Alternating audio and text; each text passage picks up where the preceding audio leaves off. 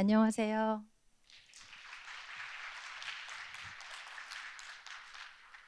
네, 반갑습니다. 메일이 오면 24시간 안에 답장 드리는 은유입니다. 네. 네, 스팸함에 가 있을 줄 정말 몰랐어요. 오늘 하루 긴 시간 동안 이렇게 같이 해주셨는데요. 오늘 뭔가 원포인트 레슨으로 마무리하는 시간이 될 것 같은 기분이 드네요. 어, 사랑은 해방의 씨앗이라는 제목으로 이야기를 드릴게요. 이 라임이 좀 어디서 많이 들어보지 않으셨나요? 사랑은 눈물의 씨앗. 가수도 아세요? 나훈아. 나훈아 아시는 분은 좀 연식 있으신. 예. 제가 이게 가사인지 제목인지 좀 헷갈려가지고 인터넷에 쳐봤더니 사랑은 눈물의 씨앗이 가사이면서 제목이더라고요. 예. 그래서 어떻게 사랑은 해방의 씨앗인지 이야기를 드리겠습니다. 네. 이건 저는 이제 은유라는 이름으로 글을 쓰고 활동을 하고 있습니다. 저를 소개하는 건 책이 제일 정확할 것 같아서 도서 목록을 가지고 왔는데요. 음, 제가 그동안 쓴 책들이 지나고 보니 저의 해방의 작업들이었던 것 같아요. 지금까지 13년 동안 13권의 책을 썼습니다. 그러니까 1년에 한 권씩 쓴 꼴인데요. 제가 분류를 좀 해봤어요. 크게 세 가지인데 제일 왼쪽에 이제 올드거래 시집부터 오늘 주제 도서인 해방의 밤까지는 제가 읽는 사람 정체성으로 쓴 거예요. 책을 읽고 제 생활의 이야기와 접목시켜서 저를 해방시켰던 서사를 기록한 책이고요. 또 글쓰기의 최전선과 쓰기의 말들, 은유의 글쓰기 상담소는 제가 글을 쓰고 글쓰기를 가르치기도 하거든요. 그래서 글쓰기 수업에서 경험한 것들을 토대로 쓴 글쓰기 책입니다. 그리고 아래에 있는 6권의 책이 제가 르포 작가로서 어떤 현장에 나가서 취재를 하고 인터뷰를 하고 기록한 책입니다. 이 세 권의 이 세 파트를 정리를 해보면 저의 정체성은 글쓰기를 가르치는 강사이면서 또 현장에서 글을 쓰는 르포 작가이고요. 또 책을 읽고 세상을 배우는 독서가입니다. 이렇게 세 가지 정체성으로 제가 살았더니 많이 변했더라고요. 그래서 이런 결론을 내리게 됐어요. 타인의 고통을 듣고 쓰는 일, 10년이면 사람이 변한다. 네. 어, 우리가 10년이면 강산이 변한다 이런 말 있잖아요. 근데 생각해 보면 사람도 자연의 일부니까 변하는 것 같아요. 근데 어떻게 변하느냐가 중요하겠죠. 더 조금 안 좋은 쪽으로 변할 수도 있고 더 나은 방향으로 변할 수도 있는데요.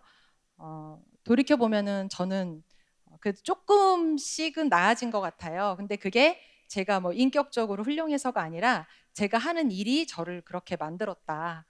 왜냐하면 글쓰기 수업에 글을 쓰러 오시는 분들도 다 저마다의 아픔을 갖고 오시거든요.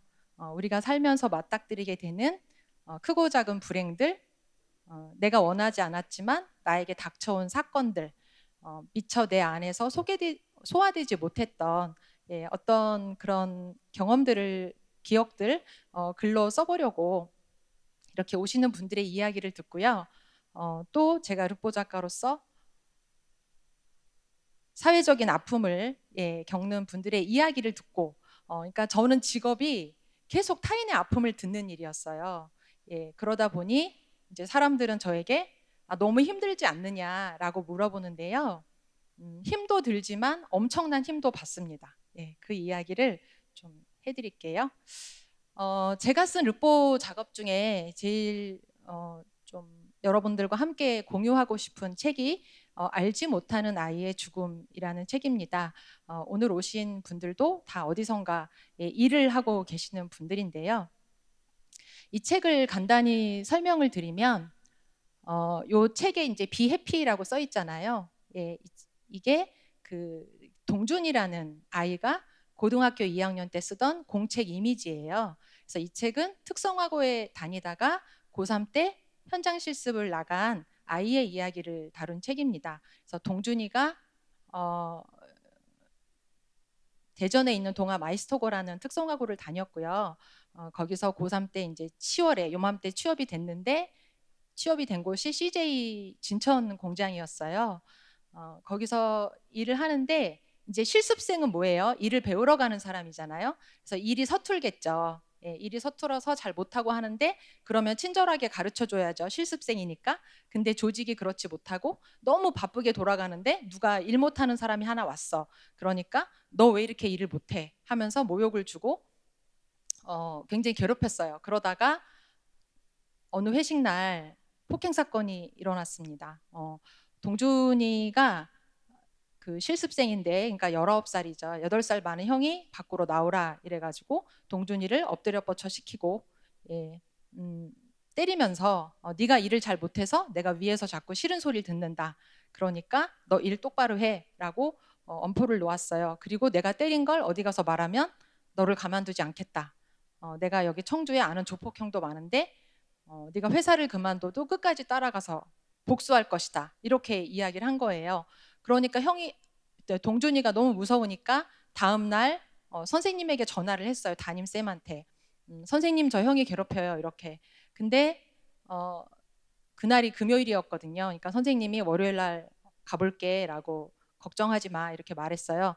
근데 동준이는 너무 무서웠던 거예요. 왜냐하면 그 때린 형이 가해자가 아무한테도 말하지 말라 그랬잖아요. 근데 말을 했잖아요.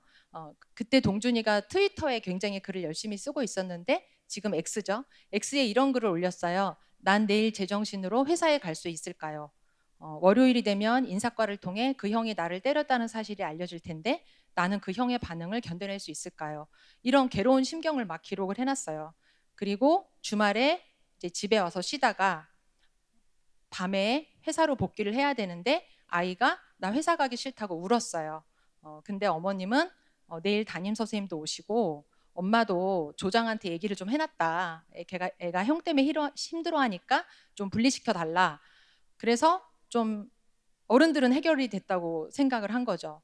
그래서 다독여서 보냈는데 동준이가 이제 회사 가서도 기숙사에서 잠 못 들지 못하고 새벽 3시에 담임 선생님한테 문자를 보냈어요. 선생님 저 무서워요 이렇게.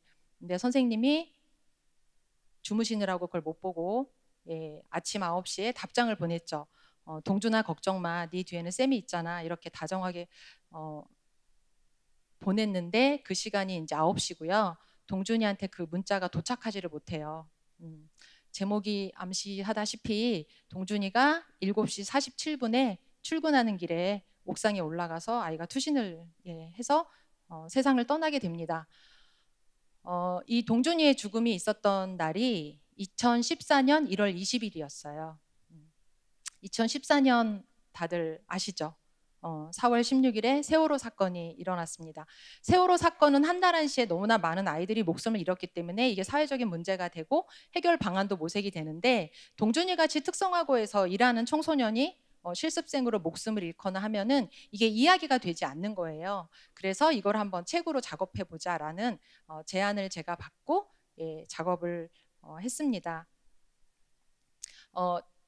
2014년에는 직장 내 괴롭힘이란 말이 없었거든요. 그게 이제 2019년에 산업안전보건법 때문에 이제 만들어진 건데요.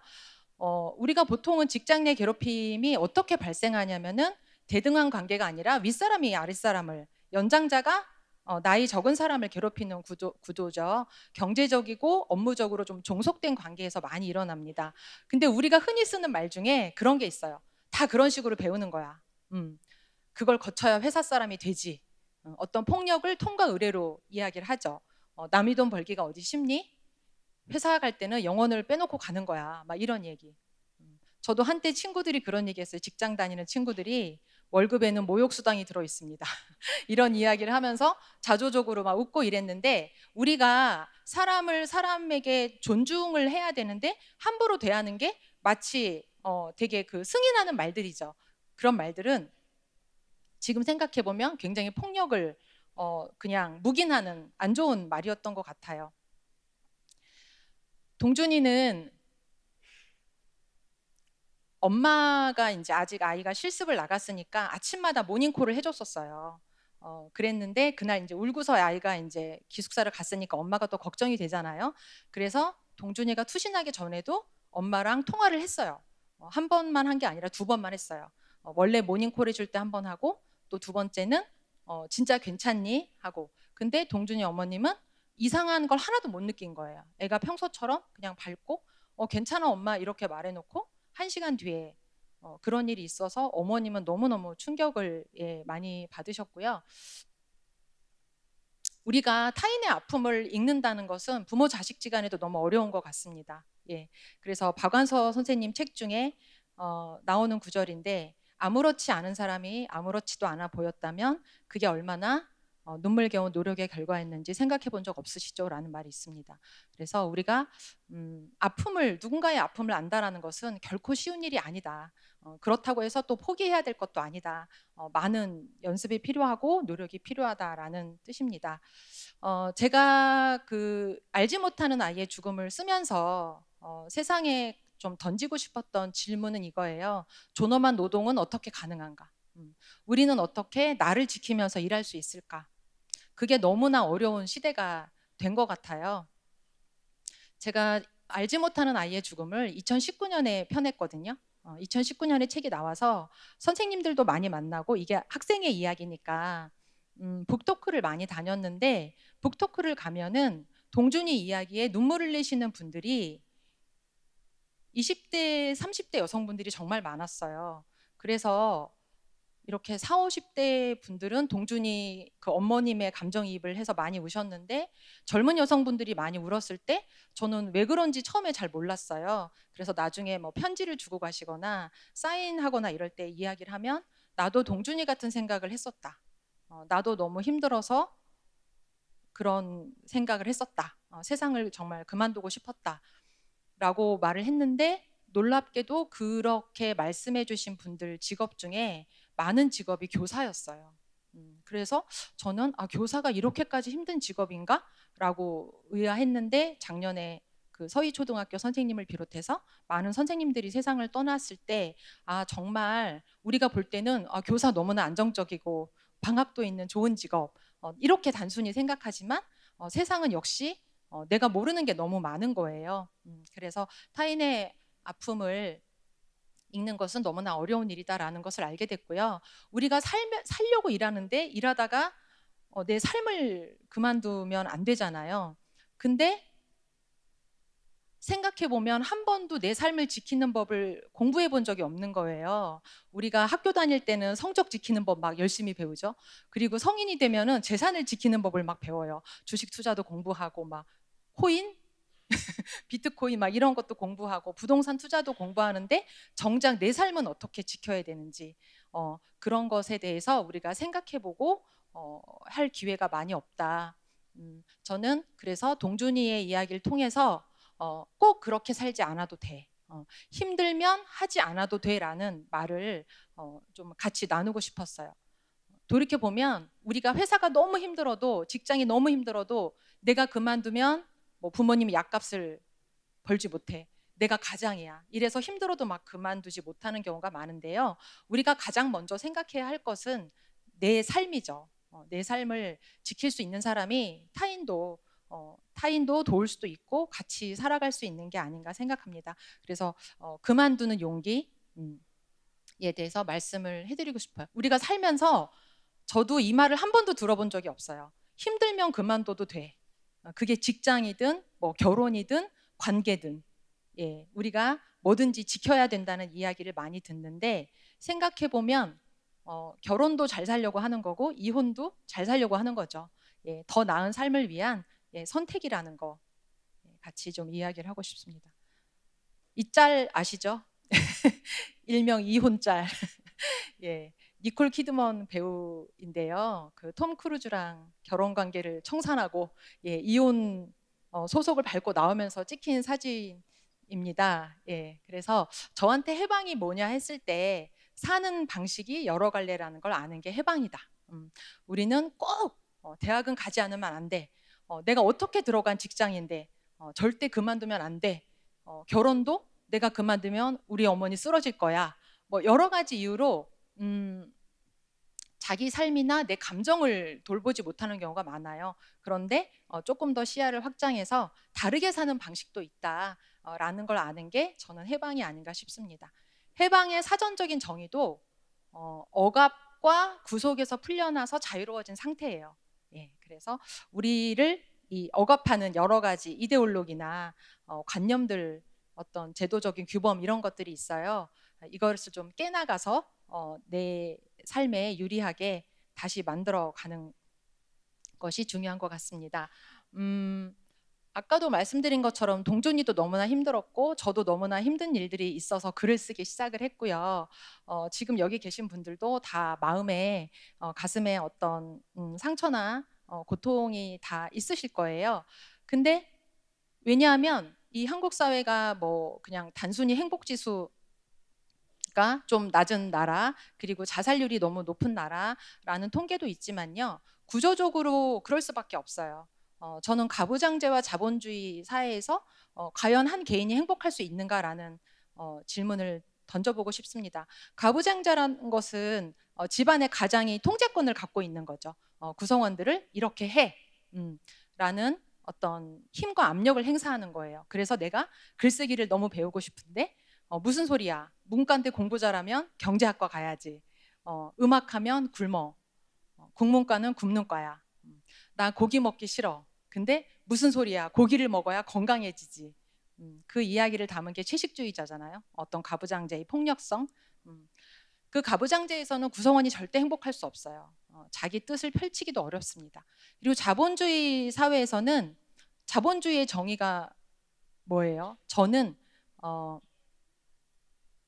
생명보다 이윤을 중시하는 사회가 자본주의 사회라고 생각합니다.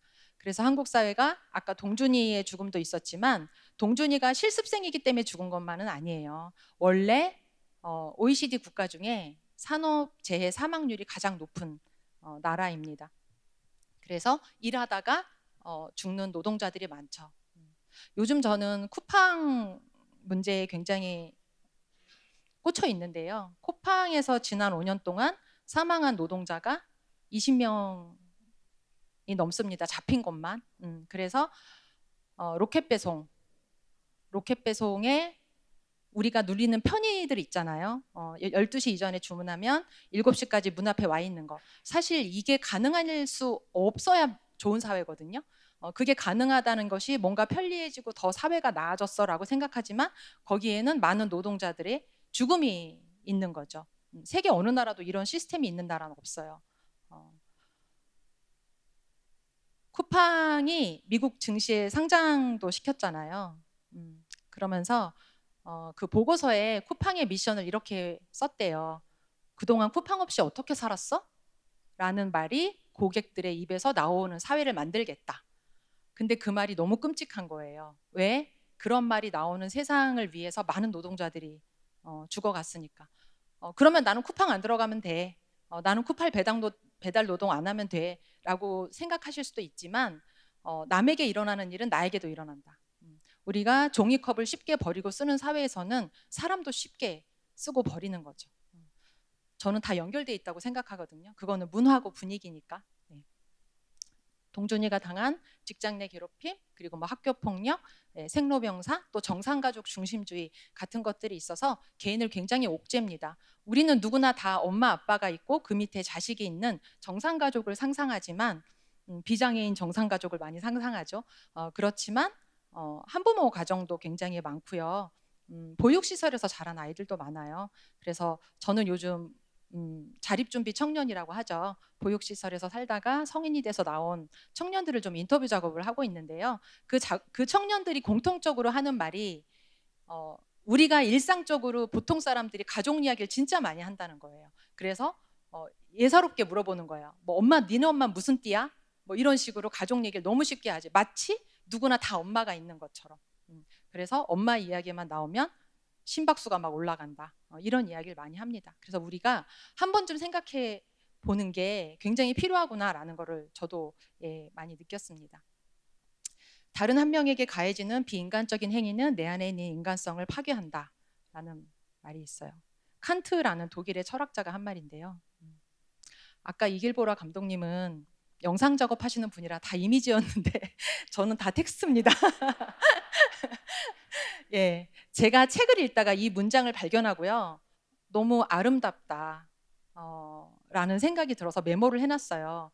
그랬는데 뭐가 왜 아름답고 무슨 뜻인지를 잘 모르겠는 거예요. 다른 한 명에게 가해지는 비인간적인 행위가 내 안에 있는 인간성을 파괴한다? 이게 무슨 뜻인지 모르겠는데 너무 중요한 말 같은 거예요. 그래서 써놓고 계속 읽어봤어요. 무슨 뜻일까? 사례를 적용해봤어요. 가령 동준이에게 가해진 비인간적인 행위가 내 안에 있는 인간성을 파괴했나? 그치, 나도 마음이 아팠으니까. 그런 뜻일까? 뭐 혼자 이런저런 생각을 해봤는데요. 이번에 그 한강 작가님이 노벨문학상 받았잖아요.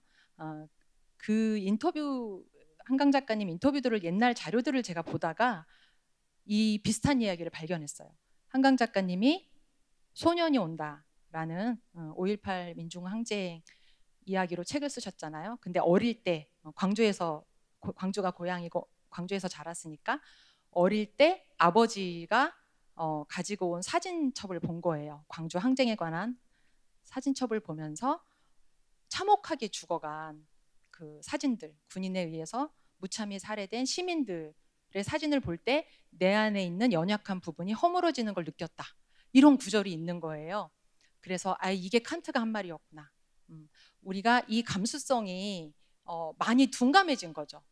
살다 보니 나 살기도 바쁜데 내가 뭐 남의 일까지 신경 써? 하다 보니 그게 둔감해졌지만 칸트가 말한 대로 이것이 우리 어떻게 보면은 인간이 가지고 있는 본연의 본질의 모습이 아닌가? 저는 이런 생각이 들었습니다. 그래서 전 남에게도 관심 없는 사람은 나에게도 관심 없는 사람이다 이렇게 생각해요. 우리가 다 아까 연결되어 있다. 동준이에게 일어나는 일, 제가 동준이 그 책을 내고 북토크를 이렇게 다녔는데 어떤 선생님이 질문을 하셨어요. 그 선생님도 이 책을 읽고 책이 좋아서 학부모 독서 모임에서 같이 읽었대요. 근데 그 책을 읽은 어떤 한 분이 질문을 하신 거예요. 소감을 말할 때 이렇게 말하신 거예요. 이 책을 읽고 나니 우리 아이는 특성화고 보내면 안 되겠다는 생각이 들어요. 이렇게 말했대요. 그래서 선생님이 너무 황당했다면서 그런 학부모에게 뭐라고 말해줘야 됩니까? 라고 저에게 질문을 하셨어요. 근데 저도 당황했죠. 제가 책을 잘못 썼네요. 왜냐하면 세월호 사건의 교훈이 우리 아이 수학여행 보내지 말자는 아니잖아요. 안전한 사회를 만들어야죠. 그리고 그 학부모가 놓치는 게 하나 있어요. 많은 사람들은 그런 뉴스를 볼 때 내 아이가 피해자가 되면 어떡해, 내가 피해자가 되면 어떡해라고 생각하지만 우리는 똑같은 확률로 내가 가해자가 되면 어떡하나, 내 아이가 남을 때리고 폭력을 휘두르는 가해자가 되면 어떡하나를 저는 고민해야 그런 일이 좀 없다고 생각합니다. 그래서 사실 나라는 거 그냥 나라는 건 없거든요. 나는 늘 남에게 비춰본 나가 있을 뿐이죠. 남의 일에 관심을 많이 가져야 내 삶도 잘 가꿀 수 있다라는 이야기입니다. 제가 오늘 명언을 많이 나눠드리겠습니다. 인간은 자기 자신으로부터 가장 먼 존재다. 이건 니체가 한 말이에요. 제가 철학 공부를 하면서 결국은 나를 알아가는 공부구나. 나와 세상, 나와 연결된 세상. 그러면 사람이 자기를 알면 자기를 지킬 수가 없잖아요. 나는 뭐에 민감한 사람이고 나는 어느 부분을 침해받으면 안 되는 사람이고 자기 고통의 테두리를 알아야 나를 지킬 수도 있거든요. 그래서 제가 나를 알아가고 찾는 작업이 저한테는 글쓰기였어요. 내가 힘든 일이 있을 때 왜 힘들었고 어떤 부분이 나를 고통스럽게 했는지. 저는 육아하면서 좀 힘들었거든요. 우리 감독님 지금 막 애기 키우시고 있는데 육아가 천국과 지옥을 두루 경험시켜주는 일인데요. 아이 키우고 이러면서 좀 힘들 때마다 글을 썼고요. 제가 도저히 해석이 안 되는 것들이 있었어요. 가령 나는 아이도 너무 예뻐하고 사랑스러워. 근데 내 삶도 잘 살고 싶어. 근데 가부장제의 언어로는 이 두 개가 양립이 가능하지가 않은 거예요. 제가 니체 공부하러 다니면 나쁜 엄마가 되는 거야. 이기적인 엄마. 그 시간에 애 동화책 하나 더 읽어줘야지. 뭐 이런 식이 되는 거예요. 그래서 그럴 때 답답할 때 책을 읽으면서 해방감을 많이 느꼈어요. 캐럴라인 랩이라는 작가가 이런 말을 했어요. 아버지가 바깥 세상으로 나갈 땐 응당 해야 할 일을 한다고 느낀다. 어머니가 바깥 세상으로 나갈 땐 자식들을 버렸다고 느낀다. 그런 문장을 보면 이거 난데? 그렇게 해방감을 가지면서 조금 더 내가 좋은 엄마로 살려면 어떻게 해야 되는가, 세상이 나한테 강요한 거 말고 내 그 삶의 조건에서 제가 그것을 하나씩 찾아가는 과정이 저한테 읽고 쓰기였습니다. 그래서 내 삶을 배려하는 자기 배려가 가능해졌고요. 제 삶을 조금 더 소중히 여기게 됐고요. 내 삶을 소중히 여기기 때문에 엄마로서도 자식의 삶도 되게 존중해 줄 수 있게 됐어요. 제가 글쓰기 수업도 하니까 강연을 나가면 그런 질문을 진짜 많이 받아요. 작가님, 애들 글쓰기 교육 어떻게 하셨나요? 팁 좀 알려주세요. 우리 아이가 책을 도무지 안 읽어요. 글쓰기를 싫어해요. 막 이런 거 질문하세요. 그러면 제가 대답하죠.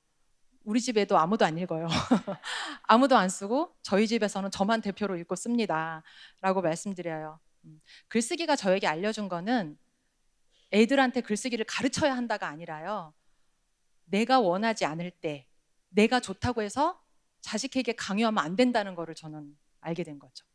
부모라는 이유로, 내가 좋았다는 이유로 남도 좋을 것이다라고 강요하는 것이 굉장히 부조리한 일이다라는 것을 저는 글 쓰면서 알게 된 것 같아요. 그래서 아이와 관계도 조금 나아진 것 같고요. 우리가 타인의 아픔에 공감하는 게 아까 어렵다라고 말씀드렸어요. 근데 한 사람의 공감 능력은 어떻게 길러지는가라는 게 저의 화두이기도 합니다. 제가 다가오는 말들이라는 책에서 쓴 내용인데요. 한 사람의 공감 능력은 어떻게 길러질까?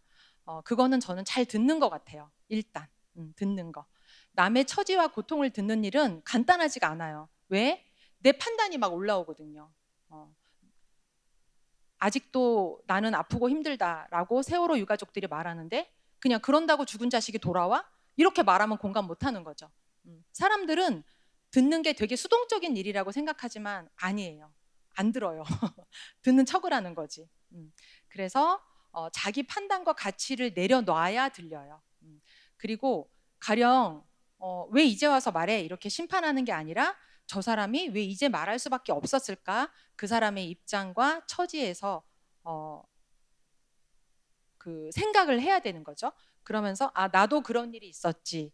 자기 경험과 아픔도 같이 불러내야 저는 정확한 듣기, 진정한 듣기가 완성된다고 생각해요.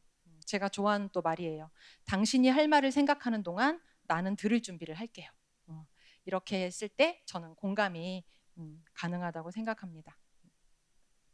일본의 그 유명한 시인이 있어요. 이바라기 노리코라는 시인의 시 중에 자기 감수성 정도는 이라는 시 있습니다. 바싹바싹 말라가는 마음을 남 탓하지 마라. 스스로 물주기를 게을리 해놓고 틀어진 모든 것을 시대 탓하지 마라. 그나마 빛나는 존엄을 포기할 텐가 라는 것이 있습니다. 우리가 감수성을 가꾼다는 것은 계속 노력해야 되는 일인 것 같아요. 그 노력이 뭐냐? 저는 이런 강연을 듣는 거, 그리고 뭐 책을 읽는 거, 뭐 영화를 보는 거, 그런 거 다 노력이겠죠. 오늘 해방의 씨앗 사랑 사랑의 이야기인데요. 제가 올 초에 낸 책이 그 해방의 밤이라는 책이에요. 1월에 나왔는데요. 저를 해방시켜준 말들이 들어있는 책 이야기와 제 삶의 이야기를 접목시킨 산문집입니다. 그래서 48권 정도의 책 이야기가 있고요. 이 책을 내고 제가 봄에 대전에 있는 다다르다라는 동네 책방에 가서 강연을 했어요. 강연을 했는데 어느 대학생이라는 독자가 저에게 편지를 줬어요. 집에 가서 읽어보니까 이런 내용이 있었어요. 편지가 빼곡하게 2페이지였는데 앞단에는 엄마의 이야기가 있었어요. 첫 줄이 나는 내 성장이 너무나 중요한 대학교 1학년 학생입니다. 이렇게 시작을 해요. 근데 작가님의 책을 읽고서 많은 걸 느꼈다는 거예요. 그래서 뭘 느꼈냐? 첫째, 엄마를 이해하게 됐다. 라면서 엄마가 중학교 때 전업주부로 있다가 자기가 중학교 때 일을 나가기 시작했대요. 그런데 그러니까 자기 돌봄이 좀 소홀했겠죠. 그래서 엄마한테 되게 서운했대요. 엄마는 왜 학부모 모임에도 안 나오고 나에게 이렇게 집에 왔을 때도 집에 없고 그런 게 서운했대요. 근데 엄마의 직업이 뭐 그렇게 막 알아주는 직업? 이런 것도 아니어서 자기가 왜 저것밖에 못 벌면서 저렇게 바깥으로 돌아다니지? 라는 생각을 했는데 지나고 나니 그 생각은 아버지와 할머니의 이야기를 자기가 들어서 엄마를 그렇게 말한 거더라. 엄마의 입장에서 한 번도 생각을 안 해본 거예요. 그래서 엄마가 얼마나 엄마도 엄마의 삶을 살고 싶었는지를 이 책을 보면서 알게 됐다라고 앞단에 써 있었고 그 후반부에는 이런 이야기가 있었습니다. 이 세상의 여러 중요한 보이지 않는 존재들을 생각했습니다. 제가 성장하기 위해서는 너무 나만이어서는 안 된다는 것, 나의 성장, 일상에 있기까지는 수많은 존재들이 지탱하는 힘이 있었다는 것을 더 기억하겠습니다.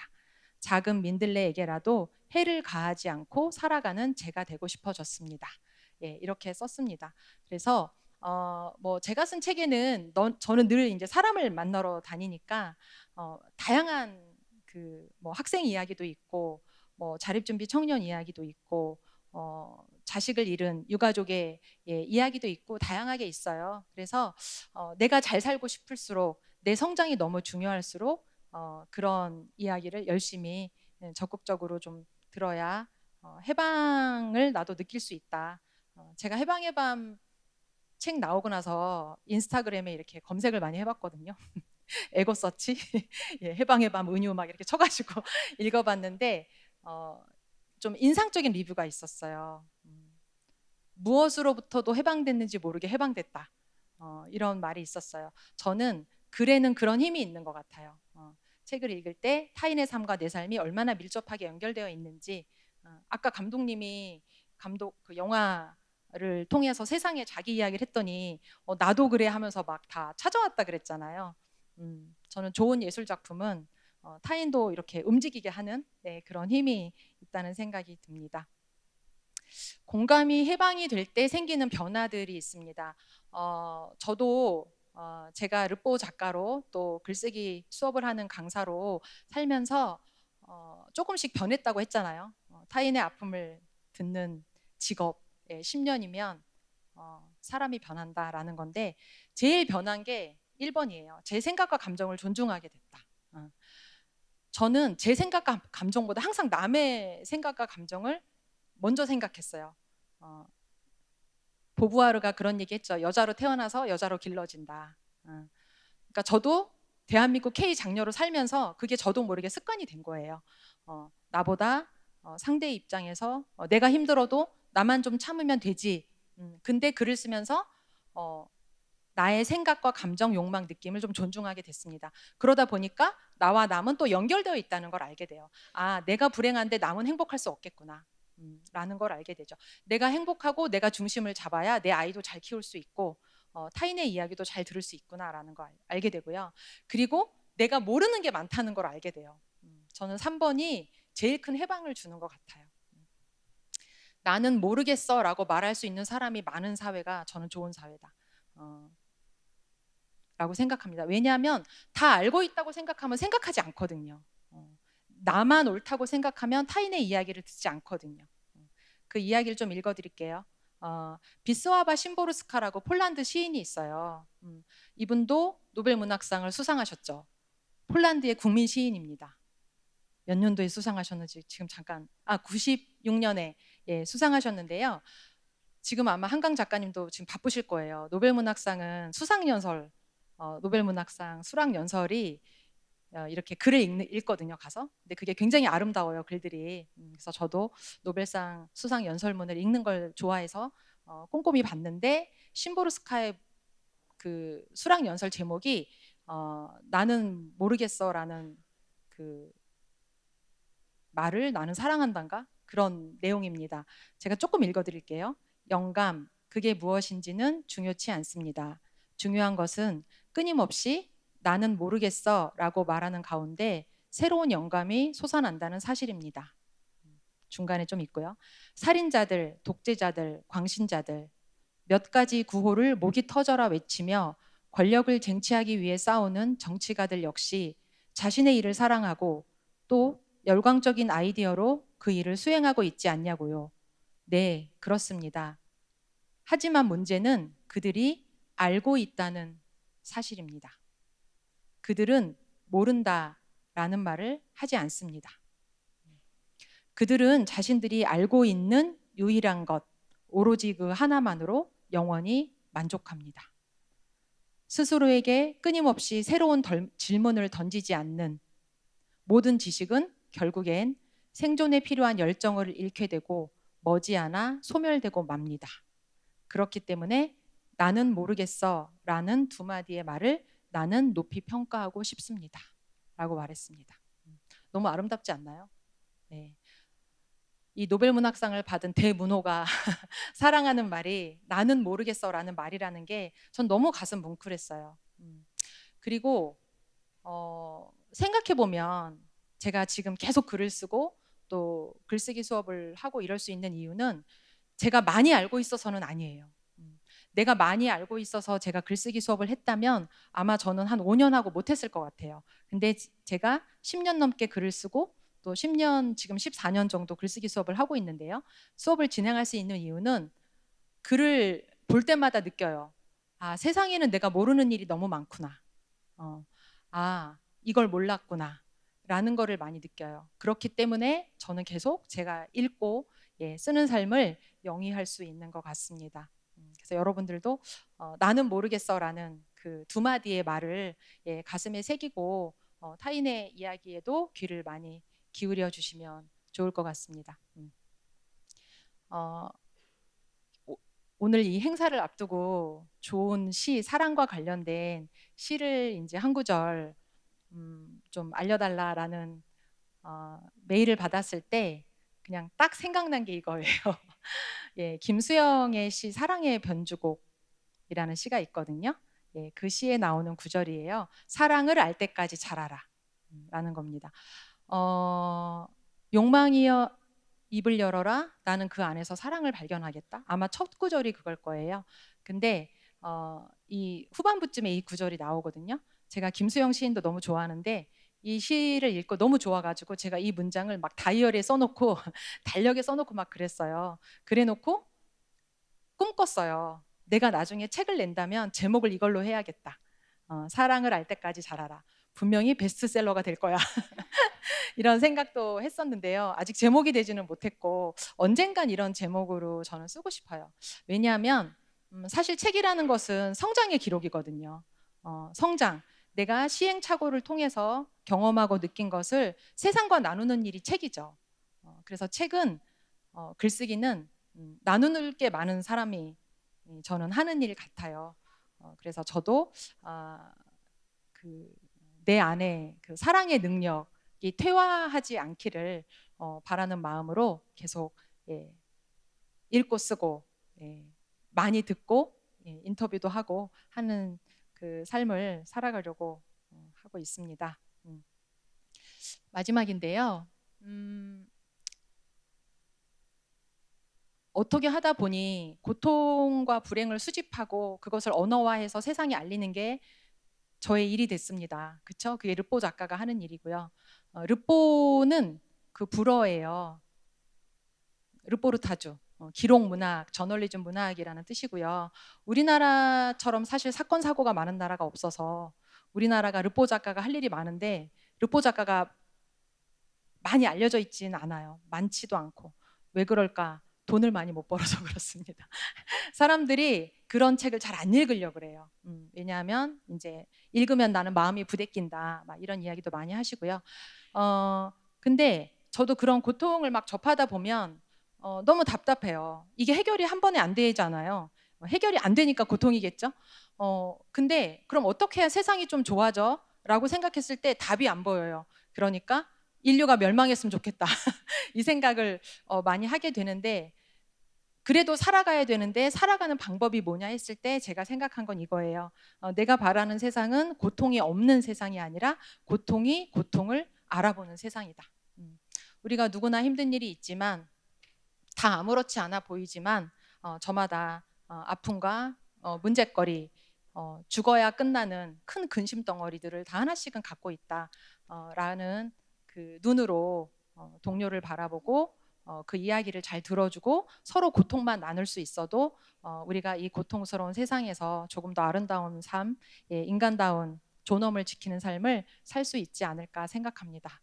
네, 제가 오늘 준비한 이야기는 여기까지 하겠습니다. 감사합니다.